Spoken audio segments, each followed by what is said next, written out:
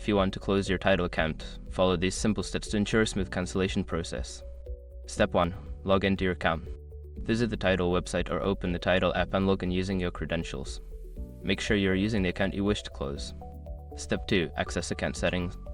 Once logged in, navigate to your account settings. This is usually found in the profile section, often represented by your profile picture or an icon. Step 3. Find subscription management. In account settings, look for a section related to subscription management or billing. This is where you can manage your subscription details. Step 4. Select cancel subscription. Within the subscription management section, you should see an option to cancel your subscription. Click on this option and follow any prompts that appear to confirm your cancellation.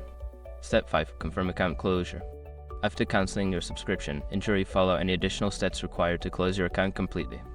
This may involve confirming your decision via email or through the app. Once you have completed these steps, your Tidal account will be closed. Be sure to check for any confirmation emails or messages to ensure everything is finalized.